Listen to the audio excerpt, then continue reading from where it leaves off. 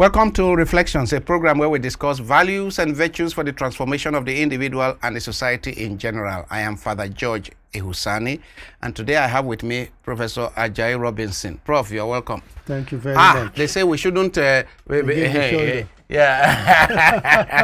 yeah. This is the new reality, that social distancing. Yes. Professor Ajayi Robinson is a retired professor of education. He was the former dean of the Faculty of Education at Ahmadu Bello University, Zaria, after which he worked at the United Nations Fund for Population Activities, NFPA. He is an educationist to the core. You started teaching in primary school level? At the age of 18. Primary school level? Yes, secondary school level, teacher training, and then university. So he has taught all through. Did you begin from the one of grade 2, grade 3? Yes, I taught grade 2. I taught high school. High school, yes. Both in Sierra Leone and in Nigeria. Both Sierra Leone and Nigeria, yes. And then I taught grade 2. Grade 2 teacher training, yes. In Lagos. Yes. From there I went back to King's College. Yes. And from there I went to the United States and then I started my postgraduate studies. Yes. Wow. I mean, it's wonderful to have a retired teacher. I mean, and teacher, not that you went and did a BSc in biology and went to teach. You actually did teacher education. My foundation, my superstructure, everything is in education. Yes. Let me say that I had a 10-year stint in education. Okay. I taught at a teacher training college. I see. So I had the privilege of going to supervise teaching practice and so on and so forth. So you belong to that very wealthy. Yeah. Yes. And Prof, I brought you to discuss the whole coronavirus pandemics and the new reality that we are in today. But before we get into discussing the coronavirus, just before we got into the studio, we were discussing about education. Yes. And the character dimension of education. What is your observation about what is happening today in education? Well, I think in the first place, a lot of money used to be put into the educational system in Nigeria. In fact, throughout West Africa. Somehow, I think that has dwindled a bit. The amount of money put into education has dwindled. And is the it facilities, a bit? Quite a lot. Quite a lot. And the facilities, too, were provided. You had your bookstore. They don't have any bookstore now. They had your library where you can go to. And they have the transportation for students from one place to the other. And, of course, food was university food. I remember 1975 to 1978. I was in Ibadan and I used to go to UI on Sundays to eat. Yes. Because with 2 shillings 6 pence, 25 kobo. With 25 kobo, we ate food. Rice and plantain and chicken. Yes.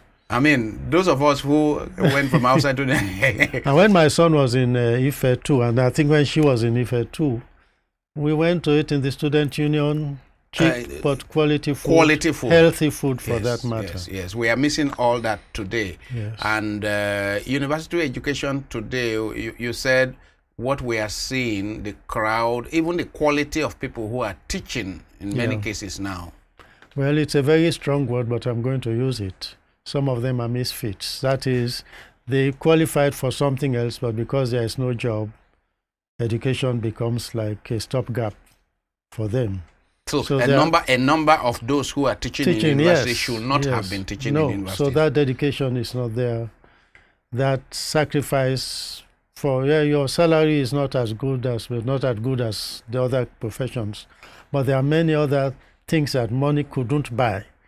That the satisfaction you get from training your students, meeting with your fellow teachers. Those of you who started from scratch, wanting to be teachers and trained to be teachers, you had that satisfaction even though the money was not... Oh yes, in fact education had something that money couldn't buy, the pride and the integrity of progress Yes. was with the teacher. I mean, I grew up to hear when they say teacher. Oh, yes. I mean, it came with a lot of respect. Yes. And yes.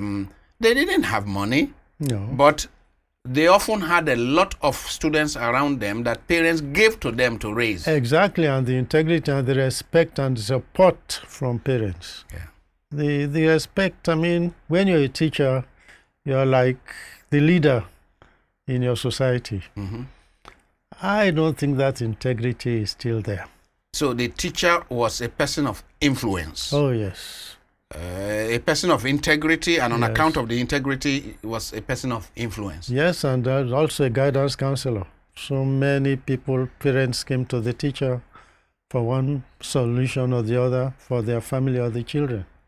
The whole issue of the quality of persons that are now teaching, a number of them, are clearly not the kind of things you witnessed and the kind of engagement you had yourself and your colleagues at that time. Definitely so. Yes, that's true.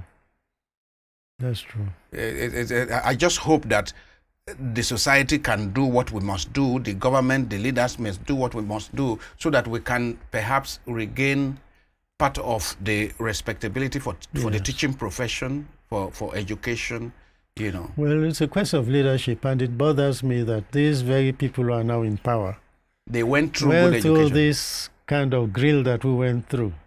Why is it difficult for them to replenish, to replicate it You see, when they have the authority to do so?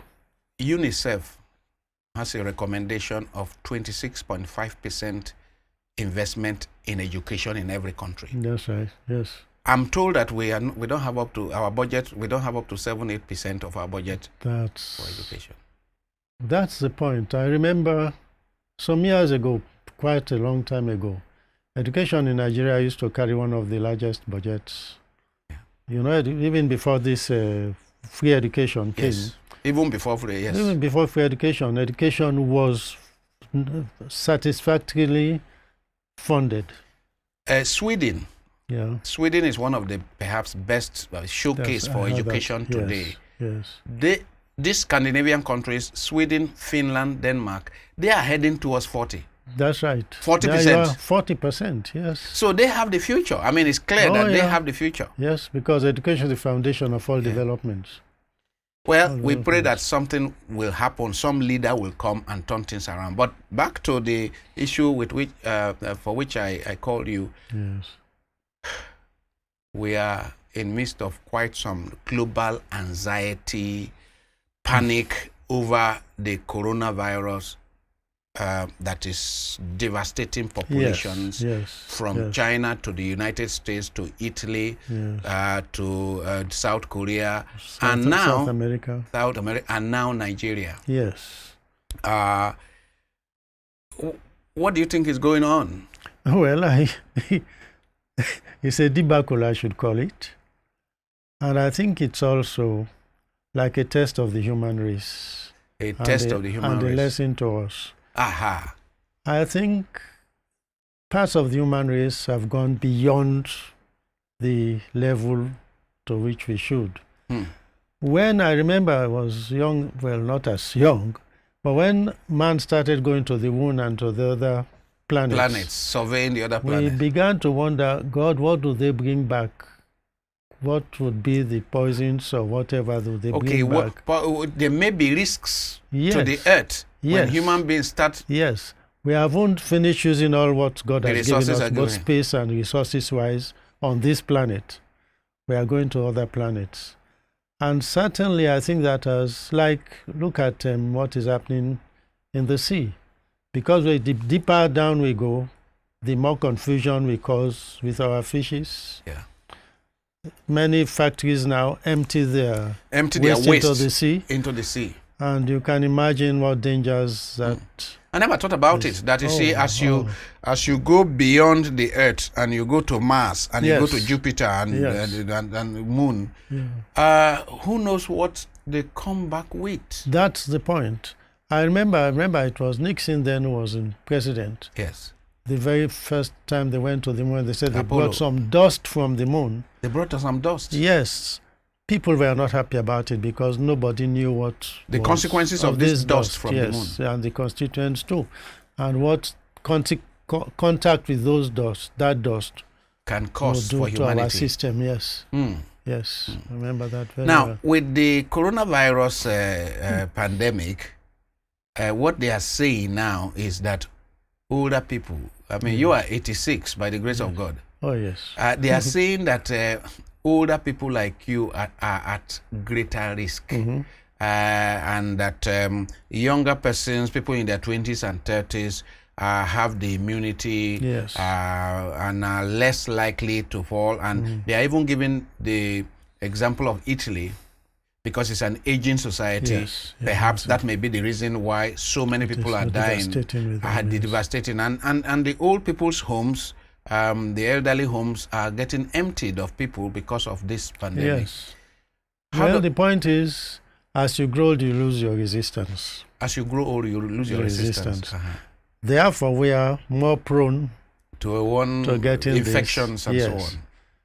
Secondly, of course, if, like a true African, the fortification that our parents gave us, there were herbs, roots, natural food that you ate. You take your agbo, the medicine every morning, which strengthens your health and gives you a kind of immunity, which I think, if it's still there, it has been reduced. The resources have been reduced to whatever God knows. We now depend on tablets, manufactured, synthetic this, medicines. Synthetic that, yes. And of course, the air we breathe to the factories everywhere, the dust everywhere, the lack of exercise, because then you could walk we used to walk 7 miles to the village, to and fro. And I think these all contributing factors to the loss of immunity. Yes, and our resistance too. To any infections. First of all, naturally, most of our roots, our trees, our plants, our fruits don't seem to be there anymore. Are being destroyed. If they are not destroyed, fertilizer this, fertilizer that, you don't know what. It looks good, but you don't know the content, the amount of fertilizer that is not good for your system. That we are consuming. That we are consuming. As a result, of course, we are diminishing our own immunity with our own hands. So what you are saying, it's not just about chronological age. Oh, no. It's about resistance. Yes. Which could have been helped by eating natural foods, organic foods that have not been tampered with pesticides and fertilizers. Yes. And further, look at when there is a go slow in the queue, the amount of fumes you breathe in if you are in your car. Wow. Sometimes you even feel it. Yeah. Well, those were not there in those days. It was, you breathe pure air those days. So the kind of resistance that my grandfather would have had, even if this coronavirus came at that time, we can't have it now. No, I don't think so. We are not fortified enough to put up with it as our parents and grandparents would have done. And it was natural protection that they had. No synthetics, no plastics, no whatever you call it. No. By then, people had not gone to other planets to bring dust. Certainly not. Yes, we were content with what we had. Our rivers and our seas were not yet polluted. Yes. If you looked at some of the sea water now, it's green, not blue. You know this blue that it used to have reflecting the... Look at it now. You see it's green. God knows what is in that green that we consume through the fishes in the sea. We don't know what we are eating. No. And when from that point of view, it is not just elderly people. We are everyone is imperiled. Oh, yes. Yeah. It's maybe the elderly, yes, because they are resistant. I think as you grow old, your resistance... But everyone. But even so, when it's poison, it's poison. It knows no limit, no age. Yes. Now, coming to the whole propaganda or declaration that the elderly are more at risk, how does that make an elderly person like you feel on the psychological level? Well, first of all, let me go back to the young people first. Okay. That statement is not very helpful. Okay. Because the young would tend to say, oh, it's the old people who would have it, so I'm not taking it makes any the young care. people complacent. That's right. That statement should have been Moderated better. Yes. Secondly, of course, certainly as we grow up, I think we are not as strong as we are. Even though I think at 86, I thank mean, you God are doing for well. I mean, but again, the family support, the family unity, the accessibility of natural things were there when we were young. Now, you may be in Lagos, your daughter is working in Sokoto, your brother is in England studying or in somewhere so working. the old person is left on his own. Psychologically, exactly. Psychologically, there's a deficiency there. That family support has been watered down a lot. Secondly, as I said, the consumption of what God has given us for money.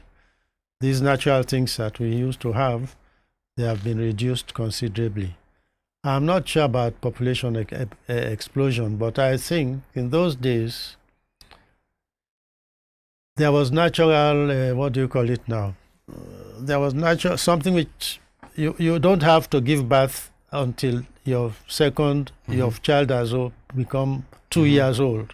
So there was a 2-year spacing in between. Yes, which happened naturally on account of Definitely. ecological breastfeeding and other factors. Yes, but look at it today. Some women have children every year. As they're having the children, it's an inverse proportion. You bring more consumers, and what they should consume is less. It's reducing.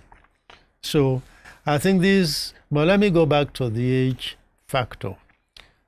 First of all, I think the young replenish themselves by the activities. They walk, they run, they're in this club, they go here. Yeah. Exercise. As you are getting old, of course. You are not able to do. You don't know all that. You don't know all that. As you are getting old, you become like imprisoned. And certainly also, traditionally, the younger ones, somebody will be there from the village to help you as an old man. Somebody will be there from your family to do this and that for you. The demands of society now have like reduced or taken away some of this natural help that we used to have. Certainly that is going to have, and it has been having some impact on, we seem to be getting older in figure than we should. So the shortfall in family support, in connectivity. I mean, a lot of research have been done in recent years by Harvard and other universities about longevity. Yes. And they say this one single factor above all others, above diet, above exercise, above whatever, that is responsible for longevity, one singular factor, more than others, is connective. Family. Yes. Family, friends. Exactly. Connectivity. Yeah. That seemed to, it has dwindled a lot because of the economic demands of society. I mean, we must survive, and to survive, you must go to work. To go to work, you don't have to work. The job may not be in your village or in your town. You are miles and miles away.